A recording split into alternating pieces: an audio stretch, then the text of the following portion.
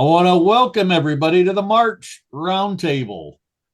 Tons and tons that's going on. I would like to say that I was going to do in the notes I had that we were going to talk about the or the spring conference for Tri-County. I ended up on the side of the road. Long story short, we made it home. I slept. That was it. So anybody else that I know, Carol, you can unmute. Do you want to give an overall consensus of the conference? I thought it was very good. It was very well attended. Um, the speakers were good. I think I only sat in on two, but I got all my shopping done. So there were lots of vendors that weren't listed. Oh, It good. felt crowded, so that was good. The speaker on the sunflowers was excellent. Glad to hear that. And I listened in on Dr. Connors as well. Yeah, I wanted to hear about the sunflowers and a couple other ones that I wanted to see, but we watched the front end of the AutoZone building as the sun came up and another stuff. Yeah, we went too, and I thought that it was very well attended. It was good. All the vendors, everybody. I mean, how was it? Pack, shoulder to shoulder, or pretty well spread out? I thought it was kind of packed when we left. I mean, obviously not in the auditorium, but I don't know, Carol, what you think. But I thought when we exited the auditorium, it was pretty. There were a lot of vendors. There were a lot of vendors. I was not uncomfortable with too many people. So, but there were plenty of people. Good. I don't know what the attendance was. I usually ask and get pictures and everything, but thank you very much, ladies, for putting in 10 cents for that. The vendors were, I don't know, they had like 50 vendors or 20 some vendors, I think they said. And 450 was the head count. Nice. Great. Okay. But a lot of tracks. David Mann did a good one. As you see in my report, I think we ought to do it. Have him do it at the conference on Mead. Also, the luminaries were a big hit again. With who did that? Nina Bagley did that. Yep. But it also showed that right in front of where our booth was, they had a beekeeping in Vermont speaker, and nobody came. No. Ouch. There was like 3 people that sat in there, and the speaker wasn't there yet, so the 3 people left. And it was just a couple Tri-County guys talking to the speaker. And, I mean, if we want to have a better one, we all have one in, beekeeping in Antarctica, and then nobody would come to that one either, But, other than that, it was pretty good. It was pretty crowded. I mean, we got there 7:45, and, people were coming in. Okay. So, all right. Thank you very much, Chris. Yeah, I really liked the luminaries. I thought that was really, really good. We'll have to do that. Yeah, it was good. All right. All right. Pushing on. Some of the things with OSBA. Make sure you join and renew by March. We're kind of cutting that off. So get that done. Just a heads up, because of the weekend, we had Tri-County in there. The education PowerPoint 2 moved back to March 8th. Also, the videos will be uploaded tonight. The graphics 2 is on March 15th. We're going to do an organization of Google. This is 4 or 5 clubs actually requested this. They want to know how Google can help save their club with sharing documents. So it's the same thing OSBA does. So we'll put that on. And then the last one, we've had a few people from different clubs ask about treasurers. So I've asked Mr. William if he'll turn on. I'm waiting to hear back from him. We might put on a class just on the basics of being a treasurer, how to turn on and keep records, how to make sure that the club's compliant. the Ohio Secretary of State and doing a couple things like that. We'll put a small PowerPoint together and then put that out that all the clubs and the treasurers can turn on and watch that. And that'll be the end of the training series for this year. So all the videos are up in. If you go to education, videos, you'll go to that section and the education will come right down from that. We're drawing to the end on the decal contest. So if you're artistic and you want to make a decal, if you're chosen, we're going to turn around and have those mass produced, and those will be up for a donation to OSBA. You'll get some of those decals then. And then Roger, I'm kind of turning it over to Roger. Roger's putting out the Hive Digest. This is for beginners. So if you go to the Hive Digest, it has useful tools in the apiary inside the hive. Over and above is that second and third year beekeeper and a vocabulary section. And it's just on all the things that are going on. So back in January or February was the kickoff for that. Useful tools, and it talked all about tri-counting and how to register everything else. And the first couple sections are just for beginners. So after you take that 1-day class and your eyes are like a deer in the headlights, what are you looking for? Time, money, resources, what you're going to have, what you're going to be. In this, you're going to be the weather person. Time, money, and resources is we have to take care of our bees like animal husbandry. You know, you just can't put your bees out there and wish it well and they're running in October, or late September, October, start pulling all your honey out. We have to take care of our bees like we do with our pets. Everything has pictures with it. The next section is inside the hive. So for those beginners or second year beekeepers, what's going on within that hive? Right now, you're going to see dead outs. You might have bees that are starving. Along with that, when they're out taking cleansing flights, what you can do, so it has pictures right with it, so it's more visual and with notes. Over and above is that second, third year, maybe fourth year beekeeper, depending on where they're at, talking about what you can do in the end of that season. So you can start in that second, third, fourth year, you can start producing some nukes. How to turn on setup for cut comb, links right with the videos, pollen collection, everybody can do it. And then there's a link for that. Nice little pictures with it, the whole 9 yards. And we started this quite a few years ago, a vocabulary section talking about torpor, sustainability, culling, PPE, IPM.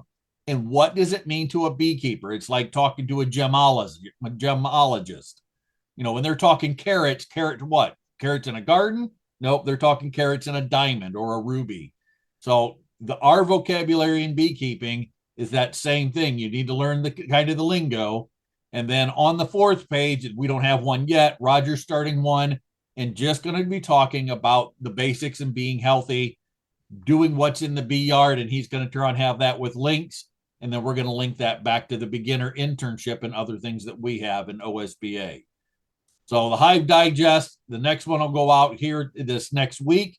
So you'll see issue 2. If you're a paid member, when you go to this page, you'll see all the previous issues and all the new stuff. One of the new tools that I'm going to turn on and be pushing in is a purple light. So it's a UV light. You can turn on, look in, and then see what your mite frash or your mite load is when they excrement in the inside, that white crap, if you will, inside that frame of wax. That UV light will pick that up, and we'll talk a little bit about that with the slideshow tonight. Some of the other things that are going on, the affiliates. The deadline's coming up this next week to get your affiliate clubs. All the clubs have been turning in their paperwork, sending in their check either by invoice. So you can go in here, and if your club for your renewal, it's $500. You're going to put that in the memo. If you do, please put in the club name, the treasurer's name, and that you're renewing, or if you're applying.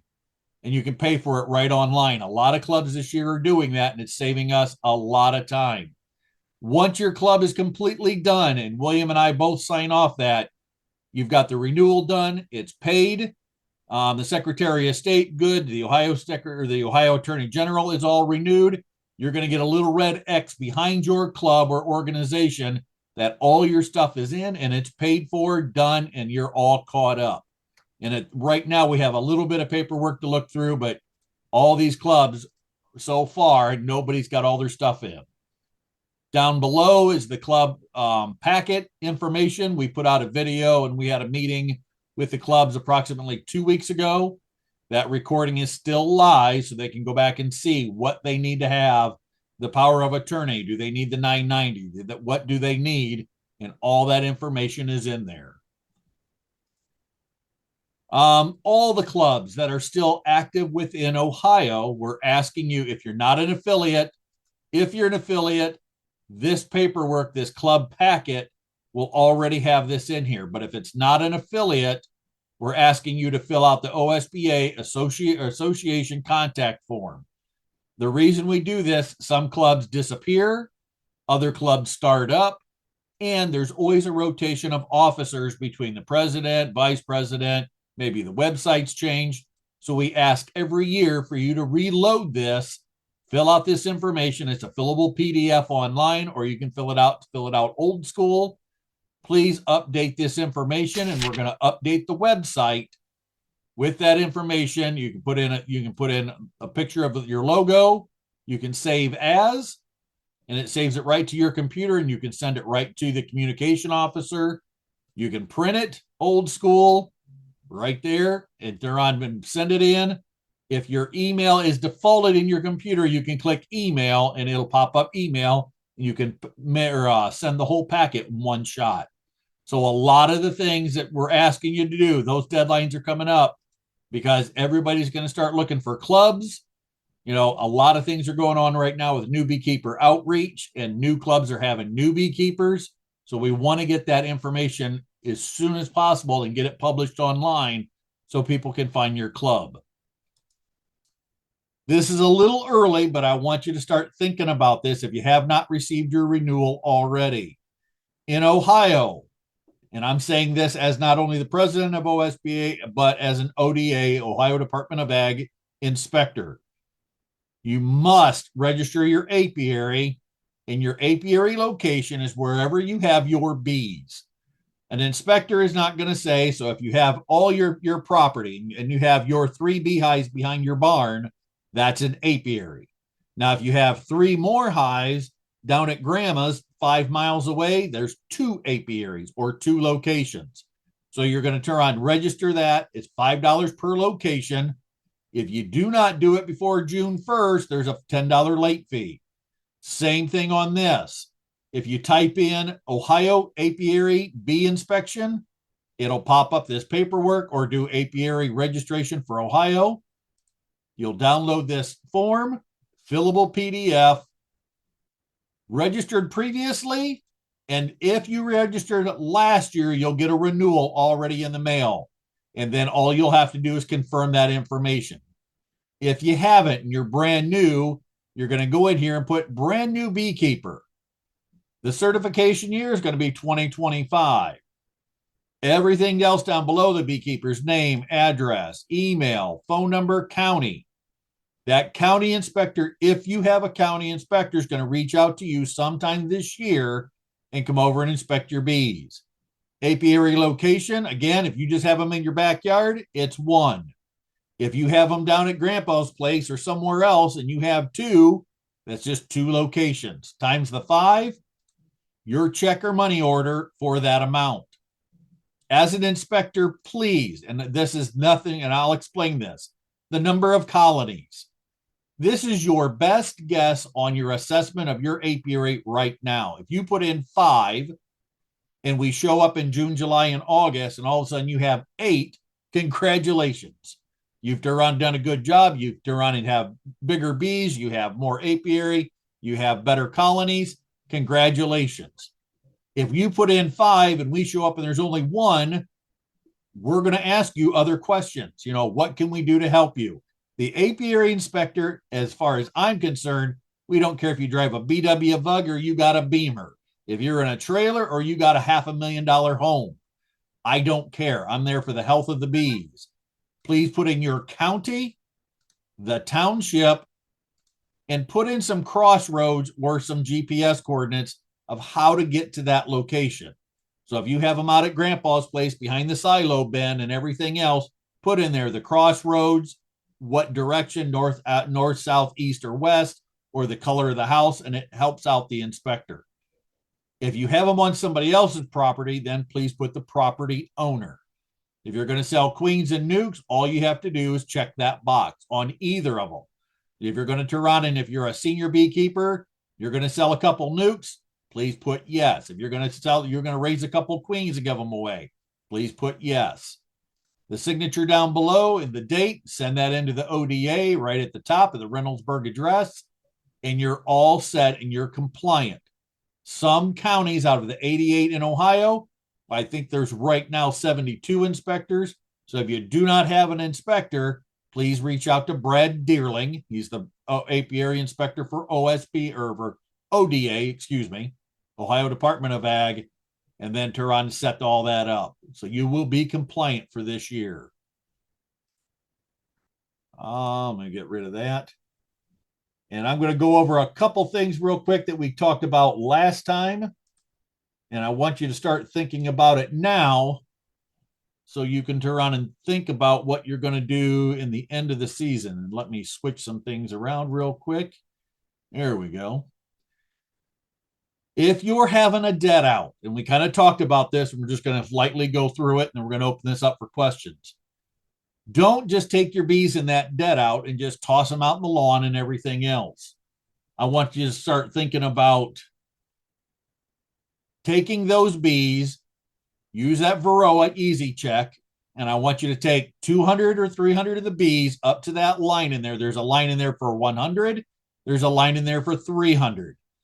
Fill that container up with 300 dead bees and do an alcohol wash. And I promise you'll probably come out like this. At least you know what those bees died of if there's not other signs of starvation, mildew, something else in there, but it'll give you a good thought of what was your mite count when these bees started to die. This is what you want to see, maybe 5 or 6. Make sure you're going through your Honeybee Health Coalition here. Hey, Jamie, Yes, ma'am. would the mites have left the bees if they died? Nope. They'll stay right with the bee. Okay. And if it's a fresh kill, if it's a fresh one that just died lately, as you're doing the alcohol wash, you'll see their legs moving. I want you to start. Here's where we're talking about the UV light. The UV light, when she goes down and defecates to the corner, all of their crap or feces is white. When you take a purple flashlight, so no different than this right here, take the purple flashlight, you walk, you look, you hold your frame up, you take that purple flashlight and you look, you're going to see that excrement start to glow. No different than if you're walking in with white teeth or a white t-shirt or anything like that into a purple and one of the UV dance type things. And you'll see all these immature mites that are all white. And you're going to see how much that frame is loaded. So as you can see here, here's that white frass. It's just going to glow as you see those frames that are brown, black, loaded with mites, and take them frames and get them out of your rotation. So if you look here on the side, you can start to see it here. And I haven't got any white. I got 7 frames in the freezer right now. I'm going to take frame pictures with a UV light and show you the difference. So even if you have the sunlight over your shoulder, let the sun come over your shoulder and look inside that frame. Right there, you can see tons of frass. Right there, tons. There, tons. There, tons. In this colony died of IPM or integrated pest, PMS, parasitic mite syndrome. So you see all that stuff in there that they died. When we see it, the only thing we're going to see is deformed wing virus or K-wing. And then they're going to get snotty brood after that. The PMS, where they get snotty brood, you're going to see bees having right here. They had no wings on her. So they had so many mites and so sick, along with all the other diseases of cashmere disease, Israeli paralysis disease, and things like that they died. So one of those things. Start checking your colonies. Do you see Dysentery. Are they crapping all over the place? Did the colony die? What's it look like? Take tons and tons and tons of pictures, because when you're asking what they died from, this is only going to help you in the end. You don't really need to do an OSEMA. Check out your bottom board. Do you see mites on the bottom right now? There's a mature mite. You'll see some immature mites, and then you'll see legs and other things, but you'll see it maybe what that mite count was or what was going on within that colony. Can anybody tell me? Well, it's right on there, excuse me. Right there, starvation.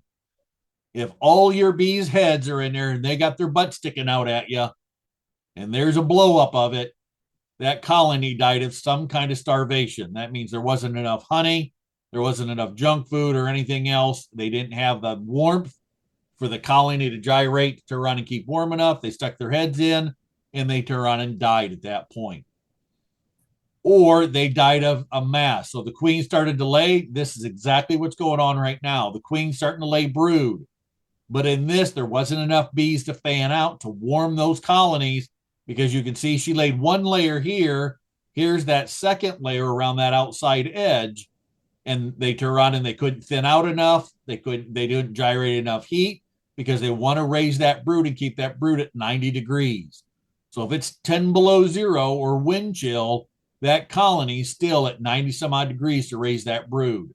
Sometimes you'll see chilled brood on the bottom of this frame, that the brood is actually white, and then it just starts to twist a little bit and gets yellow or brown where it started to die. So some of those telltale signs is that switching between the fall bees and those all the way through the winter, and then they're starting to switch over into the spring bees where they're starting to raise that brood. There's one of a brood buildup that died. This was a very strong colony, but they again, they had a little bit of chalk brood. They started to die. They started having pinholes, same kind of thing, and they just crashed. Yeah, everybody will see this every once in a while. There's just a handful of bees, and they cannot gyrate and create enough heat for thermal mass. If you start to see, if you have a dead out, please take the gear and instantly start ripping it apart, taking pictures, tear it apart like this before the bees start to get moldy, and that mold will grow on the frames, it will grow on the wax, and then it just takes over the entire colony or the frame until it looks like this. Please, please, please, please, please don't say, well, can I scrape this down and put that in a colony? The bees don't have Ajax and Windex and scrapers where they can clean it off. They're cleaning it off with their mouth, which is a viral that'll get into their viral into the gut that makes them sick or give them dysentery. Take that frame, chuck it out. It's about $1.50, $2 tops if you have wax or real plastic foundation, and get it out of your rotation. Dry sugar, if you had dry sugar in the top, you'll see this in the frame is where they're taking that and mixing it with honey. And this is the crystals that you warmed in that 2-to-1 sugar water, or the bees liquidated down and it's starting to recrystallize into sugar. A lot of people tell me that looks like chalk brood. It is not chalk brood. That is recrystallized sugar. Good time to go in there and evict anybody else who's living in there. Give them an eviction notice and start culling your frames. Look for dead outs. The chemicals you don't have to worry about right now, because we're not in the springtime. Fermented honey, you'll see in the honey blowing out the caps and starting to drip down, and you'll see micro bubbles inside of that. So it had too high of a moisture content. The moisture or water activated the yeast, and then it turned around and popped up. Look for any disease. Varroa, it's a good time to check for that. And if, again, you see tons of frass in there, in that wax and pollen, wax is hygroscopic, and it's pulling in that disease, and then check for any damage on top of that. Anything in this frame should put the hairs on the back of your neck standing up. That's chalk brood that's completely filled. That's chalk brood that has bloomed. And as the bees clean it up, they just drag that out, and it goes into this cell and this cell and this cell. It's a spring late summer disease. It's when the moisture is real high. We start having issues. This is a combination of EFB and AFB. Pop quiz. If I turn around and take a piece of toothpick or Timothy and mix that larvae out and it ropes over 1.5 inches, what could it be? AFB. AFB. If it ropes less than 1.5 inches, it could be EFB. EFB. Very good.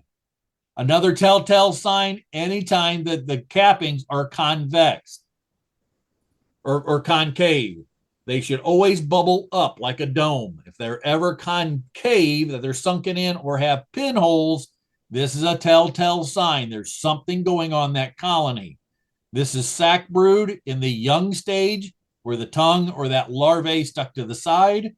And this is the dried up stage. All brood, I want you to remember this: white, wet, and creamy.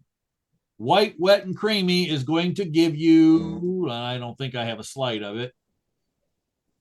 No.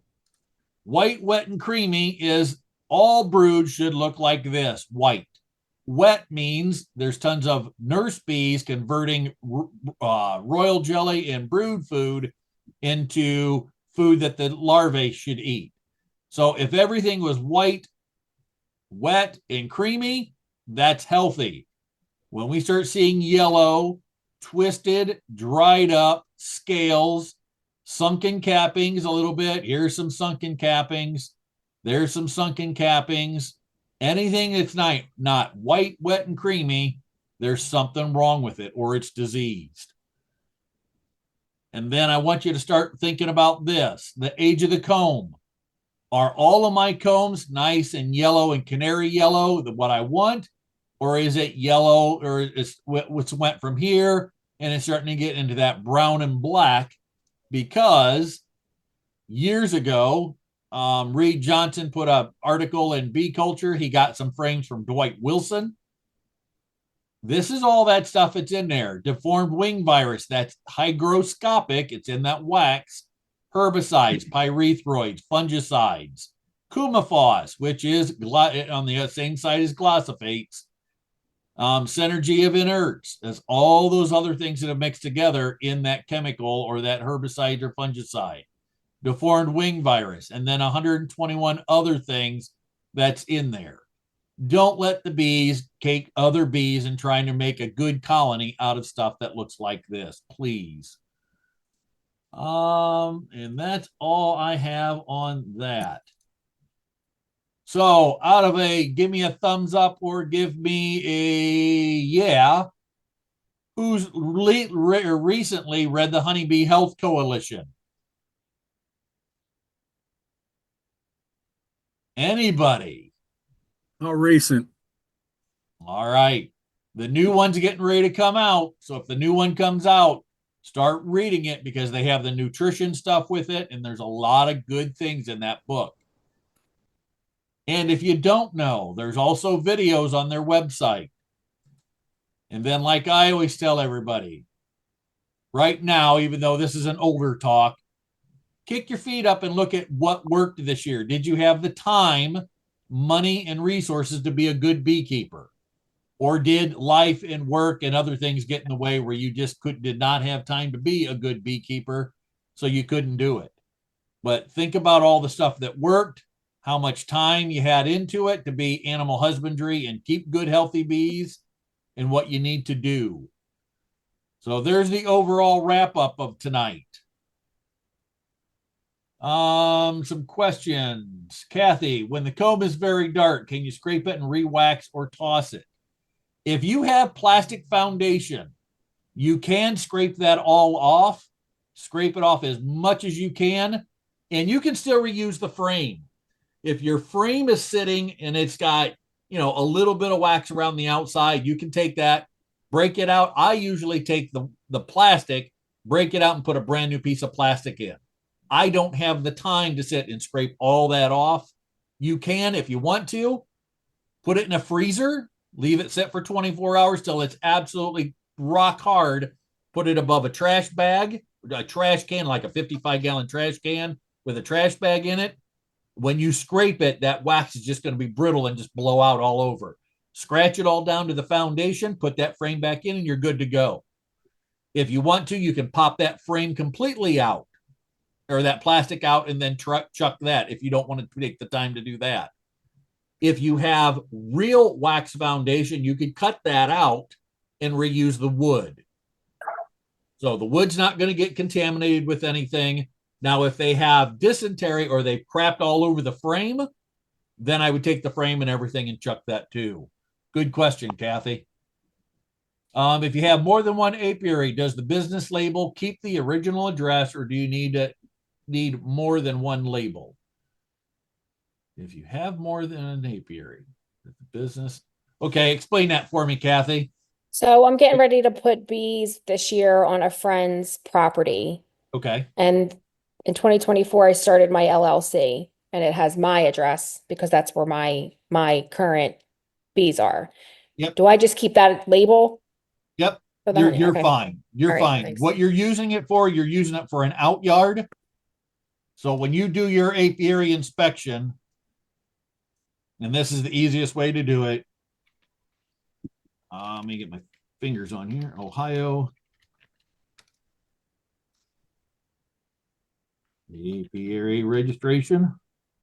It always comes up the first one, apiary registration, Ohio Department of Ag. Go down here to download. When you fill this out, Kathy, your first one, this really doesn't, you don't have to worry about, that's just for your property. Your friends is going to be on the different. Your LLC that you're creating, that's just your resources you're using. But when you fill this out, you're going to say, okay, I'm going to put 5 colonies at, here's the county if it's different, or the township, the address, and then the property owner will be your friend's address. So I just did my renewal for mine. So I'll fill that when I get put bees on her property, just fill this out and do up at the top. Do I check additional locations? Yes, if you wanted to undo that, when you put on add Okay. more, like for mine, I got 6 locations. Okay. So if I add another apiary, I just check this so they know that add, that 7th or 8th or 9th, whatever one you Okay. have. Thank you. Okay. Thanks. Yep, not a problem. Hey, Jamie, Yes. for those new beekeepers who don't have any bees yet, when's the last date that they can June fill out? 1st. June 1st. Okay. Yep. June 1st, or if you send it in after June 1st, it's an additional $10. So if you would turn on and do this on the 15th of June, you're going to turn on and add in that one apiary. So if you only have 1 yard, $5 for that, and then you're going to add in that $10 because you were late, and it has it right here of the collection fee. Let me blow this up so everybody can see it. So my two friends that are starting this year, I should just tell them to go ahead and fill it out and just put one hive or however many hives that they plan on having. Yep. Okay. And there's no, and I promise, I've never heard of an inspector that if they go to the yard and all of a sudden they have 5 hives instead of 1, congratulations, they just did a better job than somebody else. All right. Anybody else have a question? Ryan, will you be in person or Zoom for the Summit County? I will be there in person. We're leaving here at noon. Plenty of time to get there in case something happens again, but everything's good. So Kim, I will be there in person. Hey guys, make sure you take some photos for Facebook. I will. Cool. Well, it's Ash Wednesday, Jamie, and I won't be there. I have to be at church for the service. So I was just, if it was going to be on Zoom, it would probably be recorded. But since you're going to be in person, I don't think that would happen. So, but it looks like you're going to have a good class, a good course. Well, you know what? I'll bring my Zoom recorder. It's another type of Zoom. It's a recording device, and I'll set it up and audio record it for you, and I'll send it out to your members then. That way you can listen to my lovely voice. All right. Anybody else have any questions tonight?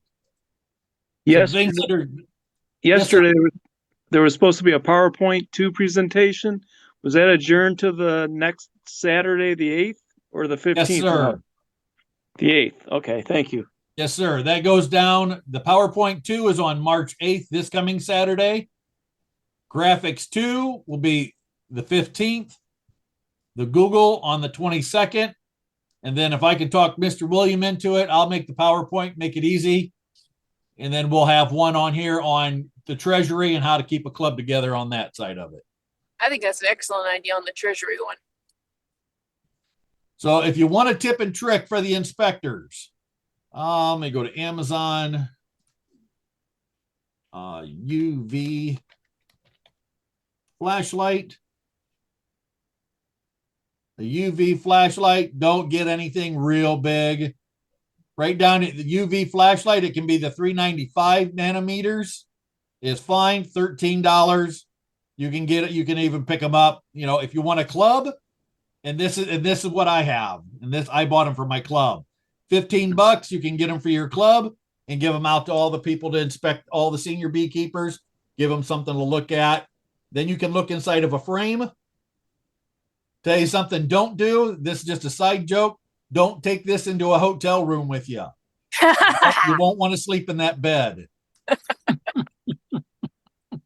But it does, if you're a gardener, it does come in handy on finding tomato hornworms.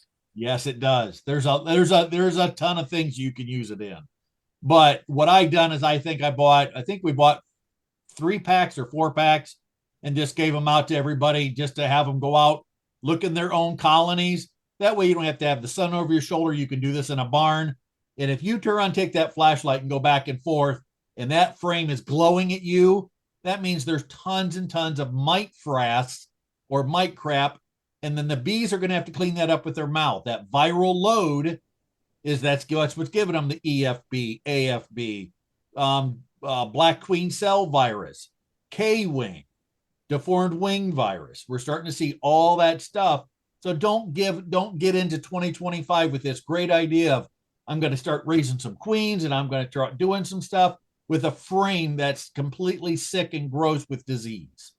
So give your bees the benefit of the doubt and give them something to start off with. Could you use like a power washer to wash that stuff out?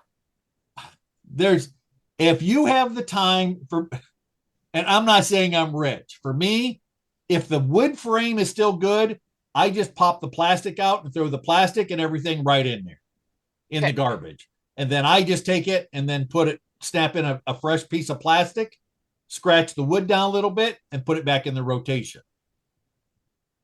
Okay. If you have the timing, honestly, if you only have 5 or 6 hives, even less, maybe less than that, and you have the time to power wash and to do all that stuff, and that's great. Absolutely. But at 45 colonies that I have now, I don't have the time to scratch everything down and do all that, plus painting, plus running H&R Block and doing all the stuff that I do. Just if you're going to clean them up the best you can. Put in a new wax foundation, or if it's real wax, cut it out, then restretch a wire in there and put a brand new fresh wax for something for those nice young bees to jump on, and then start creating nice new comb for you this year. Let's drop down to Kim. Kim hasn't said anything. Mr. William, you got any questions or comments tonight? And Doug, any news on working on with Ohio State on getting them found in the bee inspection all counties? I did talk with Brad Deerling. I think it was Wednesday or Thursday of last week. He's working on all the other counties trying to get inspectors. The inspectors on April 15th, 14th, 15th, and 19th. We have to go to Reynoldsburg or Worcester. And there's another location for all the inspectors to start getting together, getting their PowerPoints, getting their paperwork, and getting everything done. So within the next month, the whole apiary program will be up. If you do not have, and I'll say this because of Doug, if you do not have an inspector in your county, talk to your county or your county commissioners. The county commissioners, even though we run under the Ohio Department of Agriculture, our bosses or who hires us is the county commissioners or the soil and water. And there's a couple departments that, depending on the county you're in, but go talk to them, explain the importance of beekeeping, that, you know, it's you're using the best recommended practices to keep healthy bees, you know, what beekeeping means to not only you, but to the public, the pollinator, the food supply. And if you need help or need someone to come in and talk to them, talk with Brad Deerling or get a hold of me for OSBA, and we'll come down and I'm more than willing to do a talk and come down and talk to the commissioners and see what we can do to help things out. It is vital to turn around and have, you know, if I'm a beekeeper in my area, I really affect everybody in a 2.5 mile area around me. So as you turn around and have better bees in one area, my neighbor's going to have a better chance if I keep better bees and healthier bees too. Once you turn around and have somebody in between or a feral colony has disease, then it just spreads and spreads the same way. I hate to say this, but I sent our county commissioners a letter asking them why we didn't have a bee inspector, and I went through all the importance of bees and pollination and everything. And basically word for word, the answer I got back from the county commissioners was, we don't have to. And they don't. And that's the sad part of it. Defiance didn't for years until I came on, and then I went up and kind of gave them a talk and just let them explain it. And then the next administration, there was 2 of them that were either not voted in or retired out. The next 2 that came in were completely about bees, and then I got voted in as the inspector. I can tell you, this is just kind of off the cuff. Chris and I talked to a PhD at the Tri-County that who will remain nameless because it's not official. But we asked them if he had any news on the current bee problem, and his opinion was that he thinks it's going to come down to high mite load due to amatraz resistance. So, Yeah, for anybody, and thank you for bringing that up, Doug. I can't get on it from here. I don't have the email. There was a link on this last Thursday about all the millions of bees that are dying out in California right now. They had a video, the Bee Informed Partnership put a video out. So for those of you, I might be able to find that IPM. Let me go to YouTube. There was a video they put in Apis M. Let's see if I can find it real quick. Yeah, I watched that yesterday or last night. Yeah, the Apis M project put it on. I think that was the other video here. Yeah, it's 2025. If you go to YouTube, we'll stay with the commercials and this stuff. Apis M put on a thing that they were talking about the 2025 colony losses. In California, they were short 500,000 bees coming out or going into the almond production. But also remember, and I'll let this play, and I'll just put this on silent real quick. They had a nice grafting and a nice animated graft in here that they were talking about, and I feel I can find it right. I think right there. So they were talking about, and I'll let this play for a second. All the bees in the almonds, also after they're done, they're going to be going down and doing sunflowers and melons and grapefruit. Those are the bees that are doing all this cycle. So as we don't have enough bees in California, that's also going to affect everything down through the rest of it and up the East Coast and then up to Michigan for blueberries and apples. And this whole cycle starts again. Also remember, as we're losing all this pollination, all those bees that are coming up with packages and queens in the spring, all of that's going to turn around and have significant impact on the cost of our bees if you buy packages or get queens from down south. So a long story short, I'll put this link in the chat if you'd like to watch it. And there's the link for it. They have not nailed it down to any one thing. They're putting it down to amatraz, like Doug said. They put it down. They've had surveys so far. For us in the northern half, we're not going to get into our bees and at least for another month and be able to turn around and tell a real good thing on it. The honeybee reports, I mean, that's always been the same thing. What do you think your bees died from? People say cold, it's the forage, it's this, it's that. So they haven't dialed anything in and said it's exactly what it is. They have a whole team of people. Dr. McArt is the one looking at the pesticide residue inside of the colonies. So what's in the bee bread? What are the bees feeding on that could have some stuff? They have the Honeybee Health Coalition, American Beekeeping Federation, Honeybee, or the Apiculture Health Society. They have tons of people that are researching this. There are no answers at this point.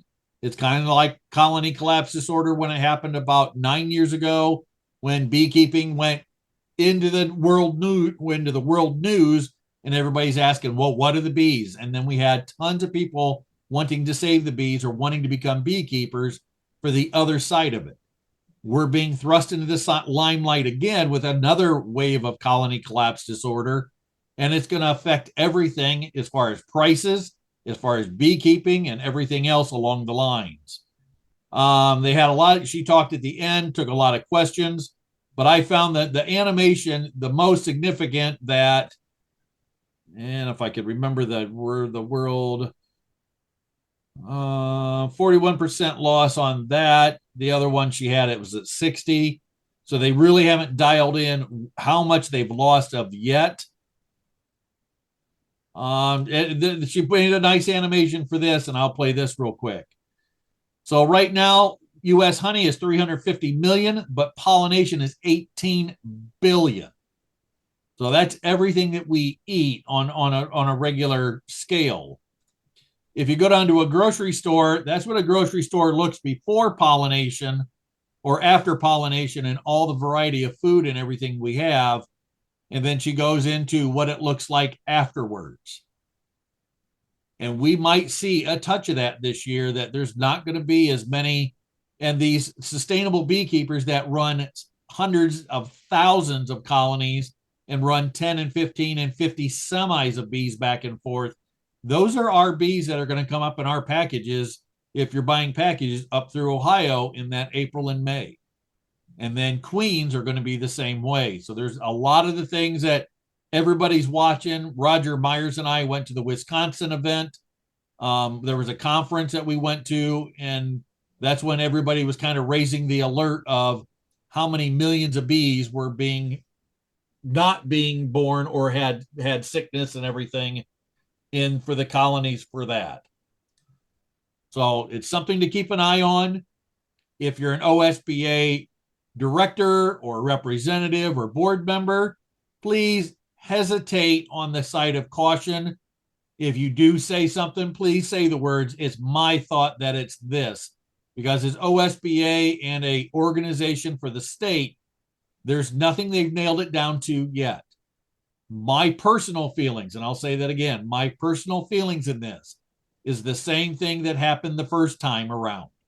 That's what sent Reed Johnson out to California to see if it was the inert, all those chemicals, the synergy of all the inert chemicals. Randy Oliver was out there. They sent all these state organizations out there when colony collapse happened the first time, and nobody nailed it down that time. And then it kind of got out of it, and now we're back into it again. So it could be some other stuff. It could be the forage. It could be chemicals. It could be the inerts. It could be a lot of things. But please, as a state representation for Ohio, please don't say things that, yes, Ohio State or OSBA thinks it's this. Because right now we have to keep an open mind of all the things that it's going to affect. If you want to go on and talk about healthy bees and other things, that's fine, because we all have to have healthy bees and all the things it takes to keep healthy bees in for this whole thing. Carol put in, you can use an oscillating tool to clean the wax off and then power wash. So there's a good tip and trick. So the oscillating tool, turn around and put a junk head on that and just run it down through and just vibrate all that wax right off. Put it in the freezer for 24 hours, and I bet that would make a quick job of it. Thank you for that tip, Carol. That's a good one. Anybody else have any questions? I I have make one. Joe do that. You make Joe do that. That's rotten. Yes, Miss Kim. My question, I had changed out some High Life fondant, that plastic packaging, and I took it out and I put it in my pocket and I brought it in the house. I only have 2 hives. So there was a bee stuck in there. Of course, I'm not going to open my hive and take her back. But anyway, I um I saw a mite on her.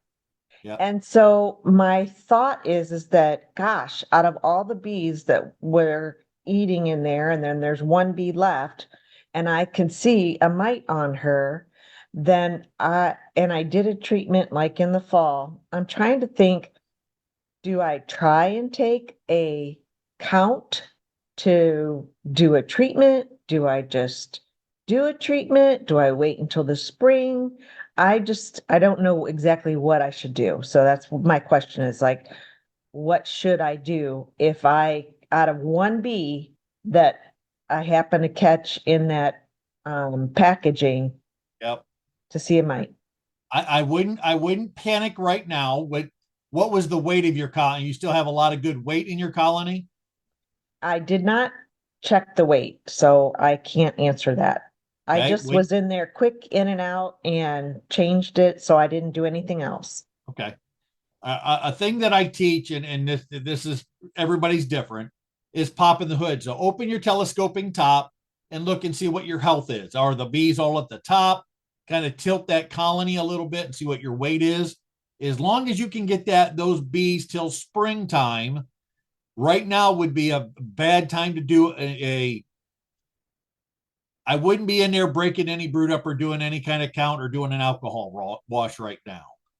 If you were going to do anything and you're worried about the mite counts being so high, some things to do, and let's just run and let's just do this. We can do this right together. Weather, oh, come on, weather forecast. And let's see what the weather's going to be like. So AccuWeather. So we're in the still the 50s, 60s come this next week. So if you were going to turn on and always look at AccuWeather, see what you can do. High 40s, high 50s, up to the 60s. I would start and going in there. If you were worried that your mite count was high at that end of the season, you could do an oxalic dribble or do an oxalic vapor. But remember, it's not going to get under the cappings. But at least you would knock the mite count back and at least get you into spring. Another thing you could do, and that's just one option.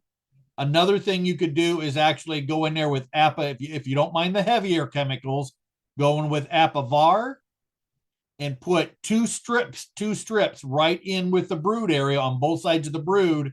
When you could break it up, put on a veil, light a smoker, and go in there and put in 2 strips along with the brood in this time period. It's a 44-day treatment.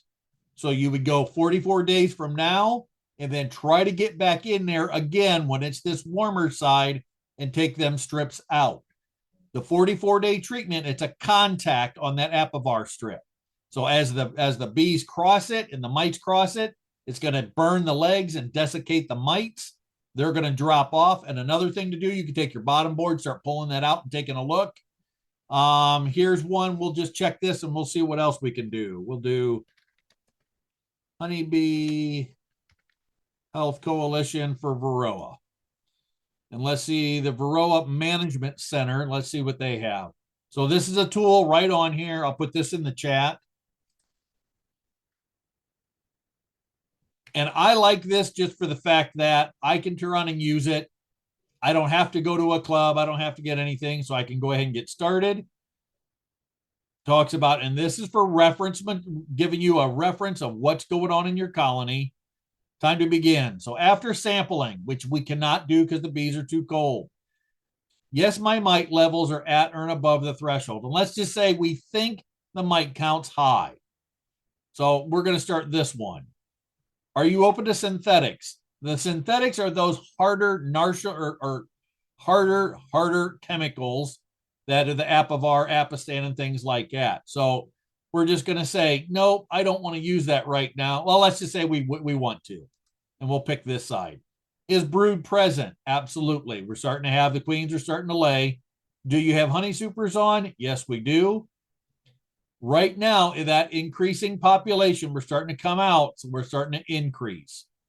So right now they're saying Mite Away Quick Strips or Formic Pro.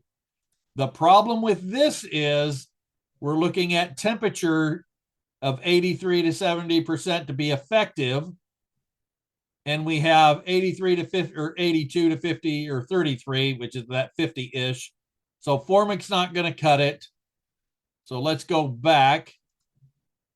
Let's go ahead and do this again. So that's not an option because it's weather dependent.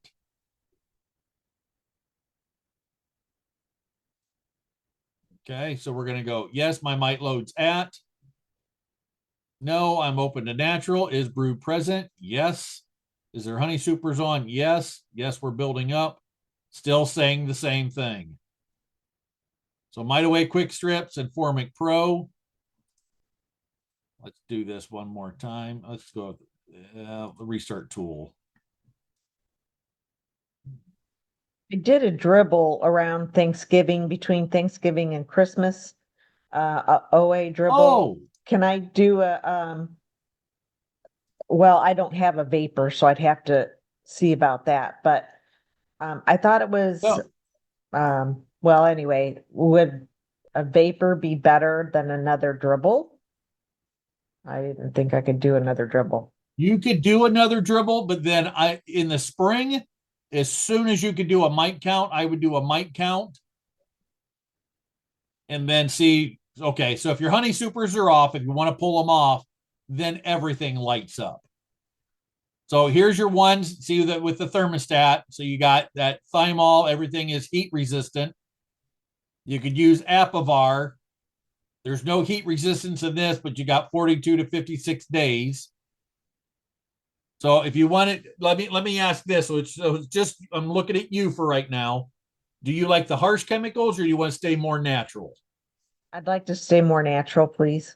Okay. So if you used a treatment earlier in the season with the dribble, even though you saw that one mite, you're probably better off than anybody else before the fact you knocked them down at that Thanksgiving time. Even though still seeing one mite would be kind of unnerving, and I understand that. I did pull the bottom board and I don't know. I guess I need to investigate more when I look at the bottom board and the mite count that's down there.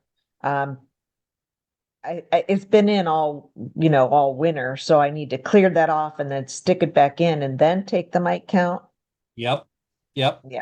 So a thing to do when you pull that out, clean it all off, take some spray Pam away from the hive, give it just a real quick glance.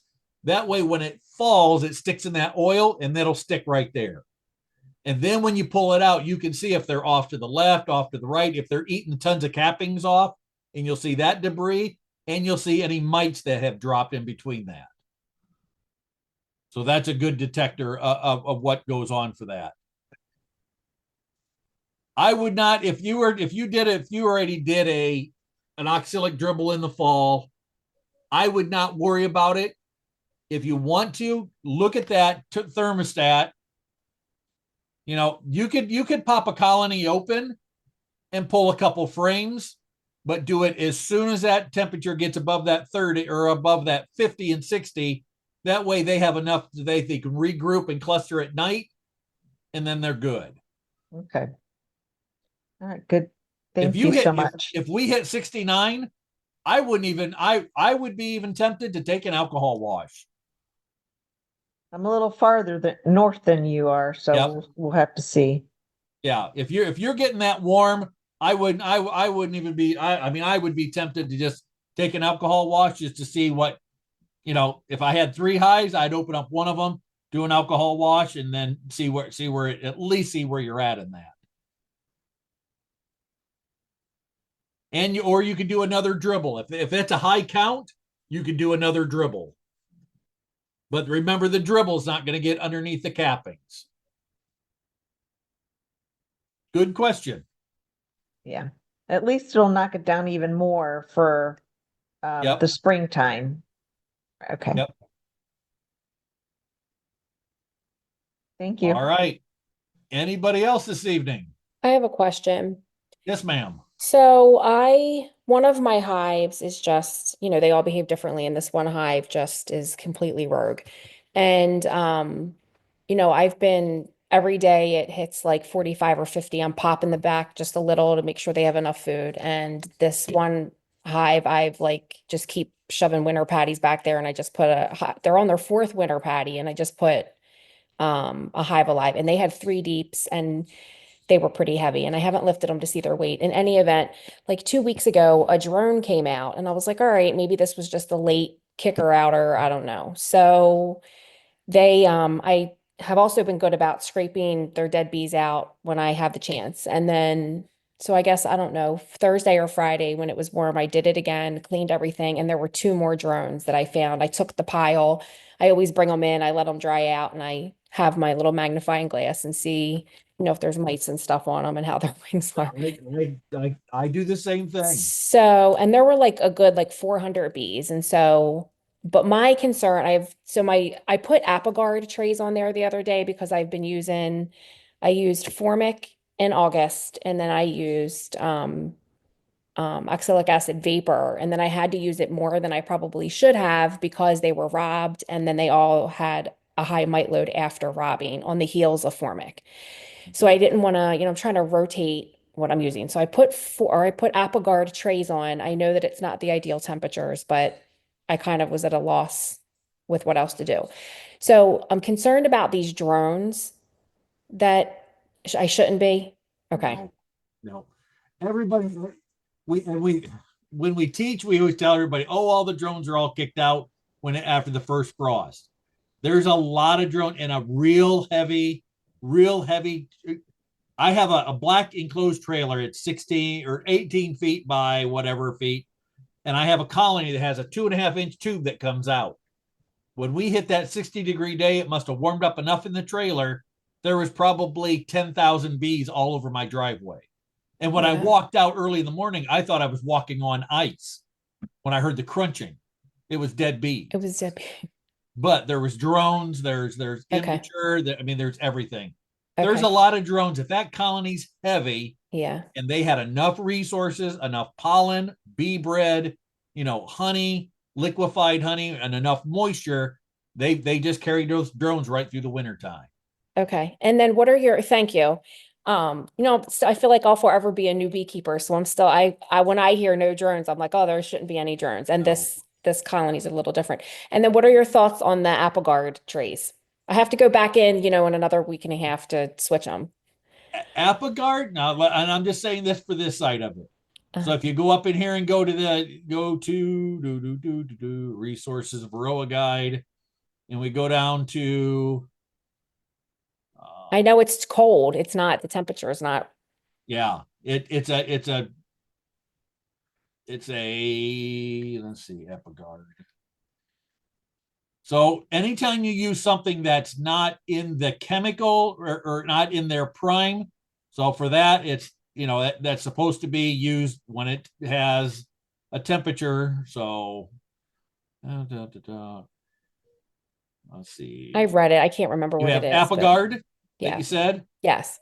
Okay, so page 19. Let's just drill down here. Me, I like the science, so I do this. Okay, and this is why I like this. Conditions for using Apogard, 59 to 105 degrees. Okay, or under 105. So you were underneath that. Yeah. So remember, your efficacy is also called your kill rate. So instead of it being, let's go down through here. Effectiveness was 74 to 95, and that's if it's done properly. Okay. So let's just say because of the temperature, your kill rate in that was only at 35%, 50%. So did it do some good? Yes. But also remember, without a scientific number that you're putting it in at, you're basically killing a bee on a bee. So Yeah. you don't go to the doctor's office and go, oh, give me some steroid shots and give me this and give me that and give me this.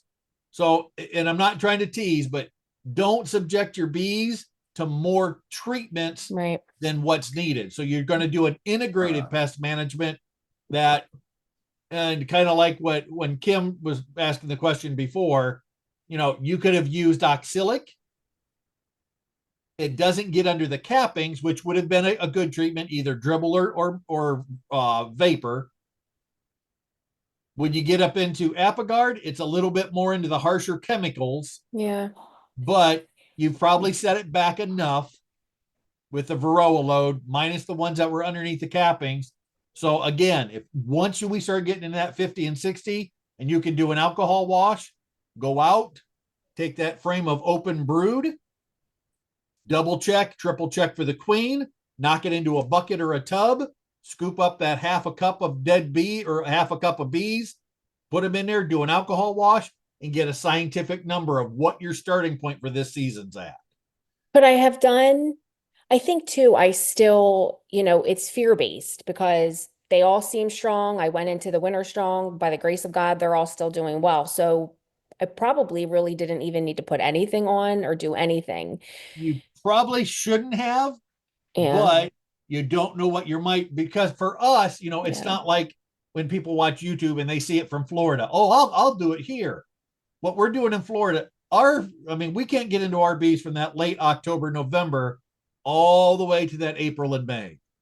So for us, even as an inspector, I've seen colonies that in September, October are belching. Every gap of bees is filled. That's three deeps or two deeps and a medium, packed to the hilt, and all of a sudden it's dead in January.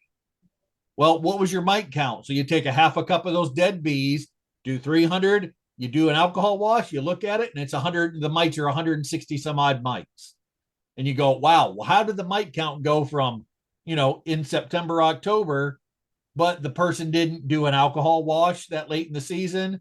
They didn't. For me, I like doing a alcohol or a oxalic vapor between Thanksgiving and Christmas when it's above 38.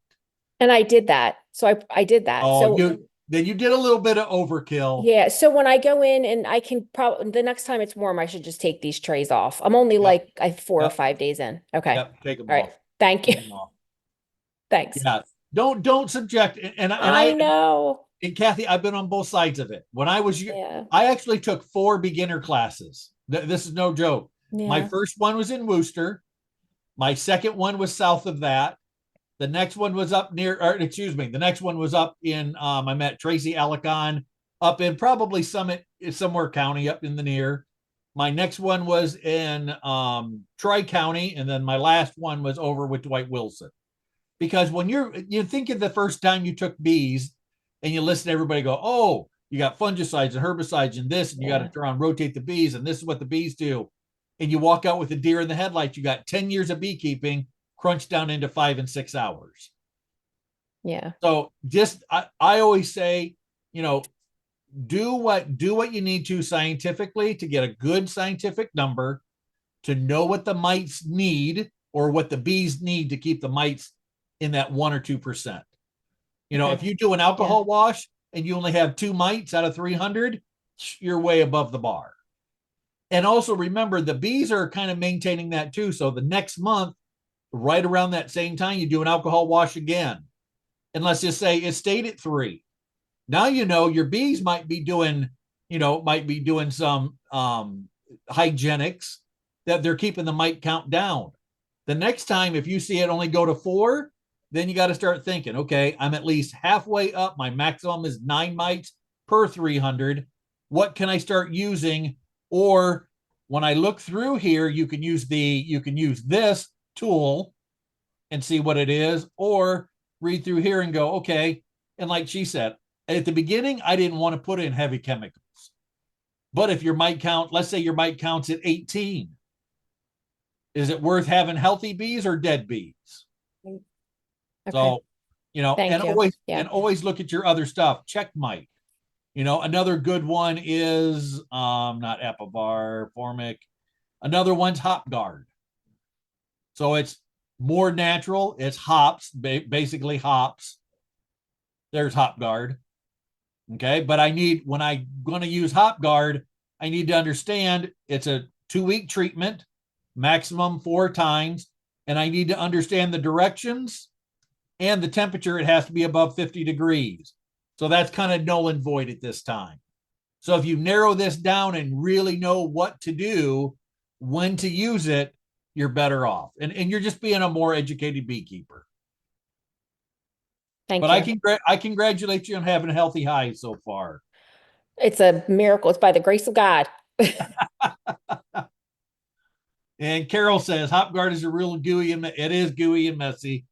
I on the cardboard strips, I do agree with that. And please remember another thing on this. Look through here and take a highlighter. I mean, make this thing your own. Put highlight marks in here of what you want, what you're trying to get out of it. What chemicals do you like, what you don't like.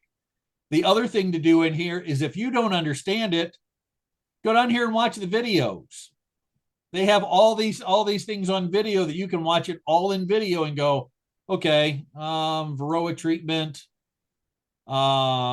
Here's all the same things, how to put in Apivar and where to put it. So you're getting that 95% instead of that 20%. How to take a good alcohol wash, where to put my stuff. All this stuff is here and it's research based. They're always changing it. I think the next one's going to be changed here in March. Kelly's going to have some for OSBA printed out when the next release is up. So when that comes out, they're going to change. They'll probably change things in the specification sheet. These things are going to change all the time. When Hop Guard came out, it was Hop Guard 1. Now there's Hop Guard 3. And just reading this, gives you better education on what to do.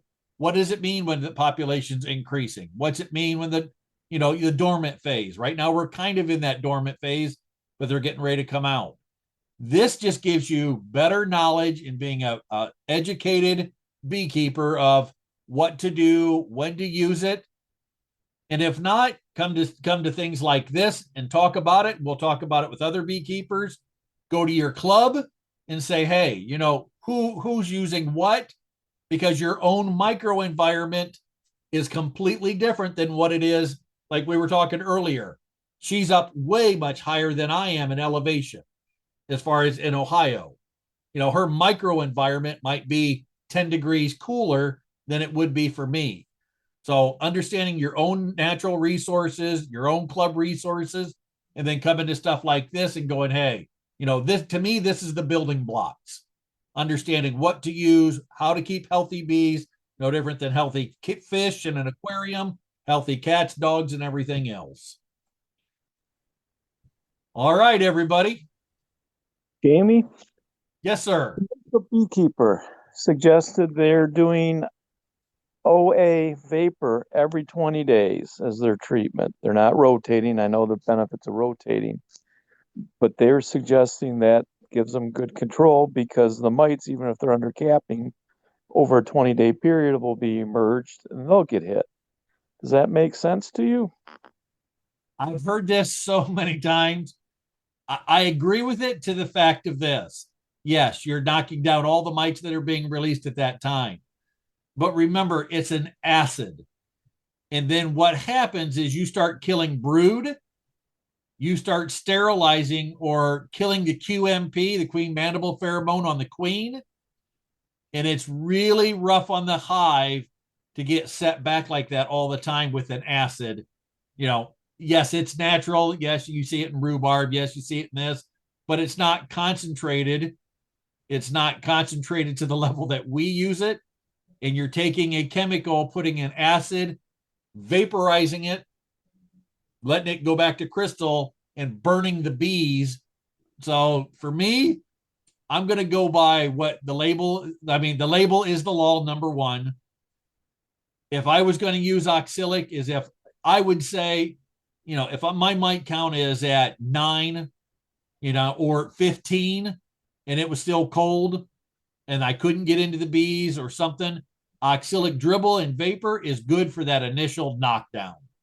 and then go back to the Apivar, Apistan, or whatever you like and see if you can keep it controlled within those tolerances.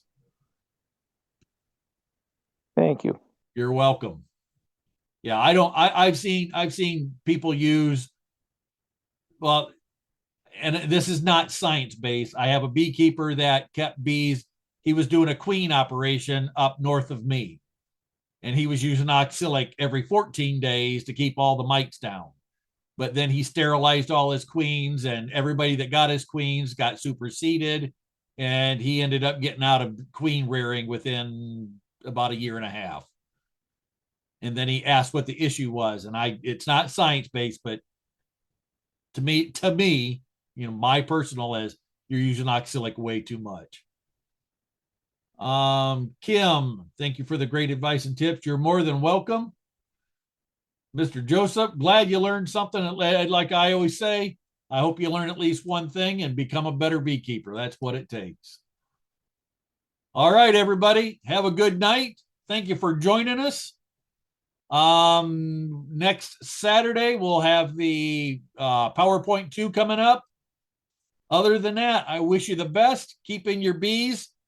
Like we've seen in the weather, this would be a good time to go in there, pop the hood, take a look at your bees and see what's going on. Good time to assess. Use your resources. And the Apiary Digest will be coming out this week. So Roger and I will be putting the final touches on that. And for directors and reps, please get in your reports. In 2 weeks, we're going to have our monthly meeting. All right, everybody, have a good night, and thank you again.